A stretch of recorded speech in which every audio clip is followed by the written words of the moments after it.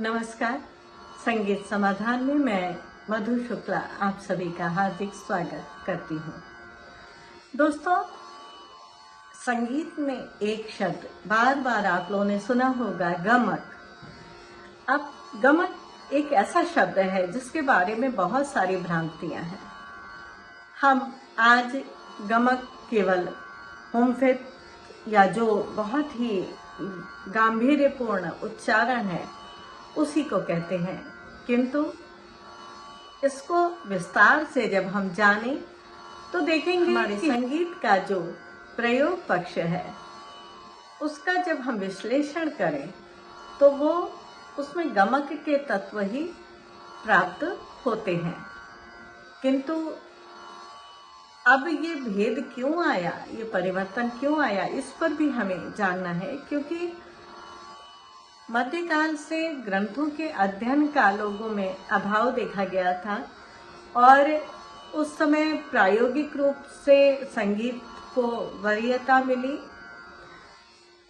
तो संस्कृत में ग्रंथ होने के कारण लोगों ने इसका अध्ययन करना कम किया, या दूसरे शब्दों में हम कह सकते हैं कि ग्रंथों का अध्ययन किए बिना उसका प्रायोगिक रूप से प्रयोग करते रहे और नए नए शब्द रचते रहे, किंतु प्रयोग में वो परंपरा में जो ग्रंथों में वर्णित गमक है वो आता रहा, किंतु उसके लिए शब्द क्या प्रयुक्त हो इसकी जानकारी उन्हें नहीं थी और वो गायक अपने मन से शब्दों का प्रयोग करते रहे, जैसे खटका है, जैसे मुर्की है, जैसे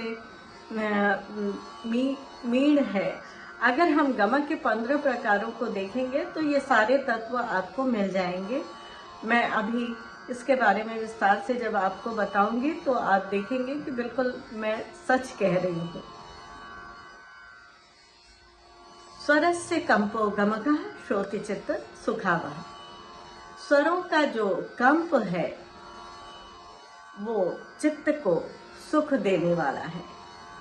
तो चित्त को सुख देने वाला जो ये तत्व है, ये जो कंपन है, उसे गमक कहते हैं। गमक शब्द गम धातु से जिसकी व्युत्पत्ति मानी गई है और गमक का अर्थ केवल स्वरों को हिलाना नहीं है बल्कि उसकी गतिशीलता से है। गमन करना, गम जो धातु है उसका अर्थ होता है गतिशील होना। तो संगीत रत्नाकर में तो गमक की चर्चा होती है, किंतु भरत ने नाट्य शास्त्र में जो कुहर नामक अलंकारों की चर्चा की है वो गमक के ही सदृश हैं। संगीत रत्नाकर में पंडित शारंग देव ने गमक के 15 भेद बताए हैं और ये कैसे 15 भेद हैं उसके आधार पर भी चर्चा की है उन्होंने कि कालमान से यानी समय की सीमा से तिरित, स्फुरित, कंपित, लीन, आंदोलित और प्लावित ये कालमान से गमक माने गए हैं। दूसरा है पिच से यानी तारता से। उल्लासित, नामिक और त्रिभिन्न नामक गमक जो हैं वो पिच के आधार पर माने गए हैं। पिच और तीव्रता यानी तारता और तीव्रता गुण लिए हुए जो गमक माने गए हैं, आहट, कुरूप और बली। इसके अतिरिक्त तीव्रता से जो गमक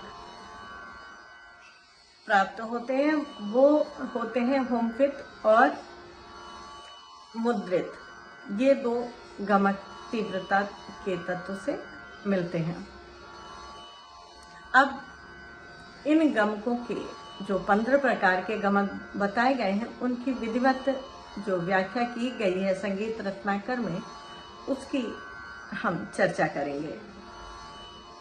तिरिप गमक लंघिष्ठ डमरू ध्वनि कंपानु कृति सुंदरः द्रुत तूर्यांश वेगेन तिरपः परिकीर्तितः। अर्थात छोटे डमरू की भांति सुंदर स्वर कंपन की द्रुत मात्रा की एक चतुर्थांश जो गति है, अर्थात एक द्रुत में 4, जैसे सा सा सा सा सा, तो इसका जो चतुर्थांश है वो तिरिप गमक कहा गया है। स्फुरित जो है वेगे द्रुत तृतीयांश सम्मिते स्फुरितो मतः, द्रुत मात्रा की एक तृतीयांश जो गति है, सा सा सा सा रे रे रे। आपने देखा कि 3 के जो छंद बन रहे हैं वो स्फुरित गमक कहा गया है। कंपित द्रुतार्ध मान वेगेना कंपितम गमकम विदुः, यानी द्रुत मात्रा की जो अर्धांश गति में संपन्न है उसे कंपित गमक कहा गया है। जैसे सा सा रे रे गा गा।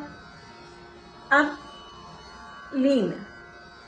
लीनस्व द्रुत वेगेना, अर्थात द्रुत मात्रा के समान संपन्न जो विशिष्ट कंप है, सा रे गा मा, ये लीन। अब आंदोलित, तो आंदोलित के बारे में कहा है कि आंदोलितो लघु वेगते है, लघु मात्रा की गति में कंपित। लघु अभी हम लोगों ने देखा है लीन, उसकी जो गति में कंपित है सा रे गा, ये आंदोलित गमक है। बलि विरवित क्रम युक्त वेग वशाद भवेत, अर्थात अनेक प्रकार के वक्र युक्त गति में निष्पादित कंपन जो कि वजनदार भी हो। सा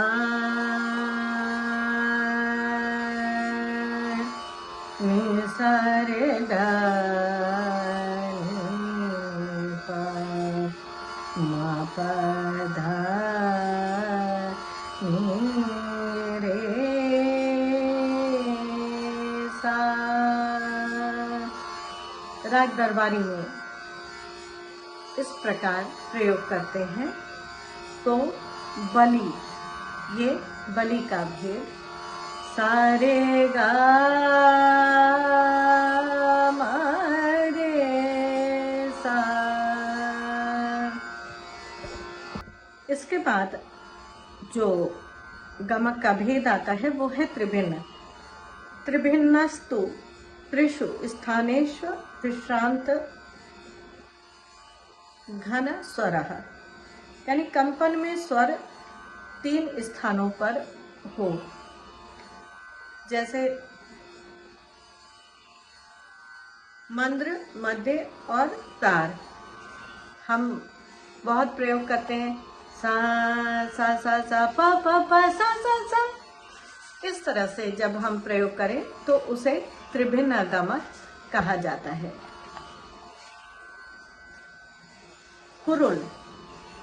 कुरुलो बलिरेव स्याद ग्रंथिलः कंठ कोमलः, यानी यह बलि की भांति वक्र है किंतु ग्रंथि युक्त एवं कंठ स्थान से निष्पन्न होना इसका गुण है। जैसे गा रे मा गा पा रे सा, यानी वक्र तो है किंतु मृदु है। आहत जो गमक है उसके बारे में कहा गया है, स्वरम मांक्री माहत्य निवृत्त स्वाहितो मतः, अर्थात अग्रगामी और पश्चातगामी दोनों प्रकार के स्वरों को से प्रहार करना। उल्लासितः सक्तु प्रत्युक्तः स्वरानृत्तरोत्तरान, जो ध्वनि उत्तरोत्तर और आरोही क्रम में जाती हो उसे उल्लासित गमक कहते हैं। जैसे कि राग केदार में सा मा मा पा, इस तरह से जब मा प ध प मा प सा ध प मा प मा, ये उल्लासित गमक कहा गया। इसके बाद आता है प्लावित। तो क्रमादच्छेद प्लावितस्तु प्लुत माने कंपनम। प्लुत मात्रा में त्रिमात्रा विशिष्ट संपन्न। प्लुत आप जानते हैं लघु, गुरु और प्लुत, ये 3 शब्द प्रयोग हुए हैं कालमान से। तो वो प्लुत मात्रा में जो त्रिमात्रा विशिष्ट कंपन है वो कहा गया। हुंफित। हृदयंगम हुंकार गर्भितो हुंफितो भवेत।